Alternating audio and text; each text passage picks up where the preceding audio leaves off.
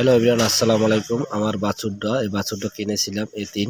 এর মারা গেছে, তারপরে এতিন বাচ্চা কিনে এনেছিলাম। তাই আনার পরে এর পেটে মনে হয় ব্যথা, না জানি কি, কতক্ষণ শুয়ে থাকে। শোয়ার পরে আবার মনে করেন উঠে বসে এবং পা ছুটাছুটি করে।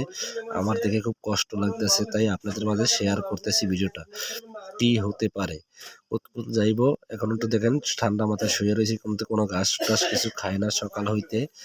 এই তারপরে শুয়ে খালি ঠ্যাং দুটোকে ছাড়াই দেবো, বুঝাই কি একবারে না ফেরার দেশে চলে যায়। মাঝে মধ্যে এমন অবস্থা, খুব কষ্ট লাগে আমার দেখে। কারণ হলো এই তিন বাচ্চা, এটা এর মা নাই। তাই বেশ বাসনাটা আমার অনেক বেশি লাগতেছে, কারণ হলো এর মা নাই। যাই হোক, এ তিন, সেই জন্য আমি কিনে আনছিলাম যে এর লালন পালনটা ঠিক মতন করতে পারবো। দেখেন মাঝে মধ্যে শুয়ে ঠ্যাং টং এমন একটা অবস্থা করে, দেখেন কি অবস্থা, ঠ্যাং টং একবারে সাইরা দেয়, বুঝায় শেষ হয়ে যাবে একবারে, এরকমের অবস্থা। খুব কষ্ট লাগে তাকে দেখে। তাই ভিডিওটা যদি ভালো লাগে অবশ্যই কিন্তু শেয়ার করবেন আপনারা।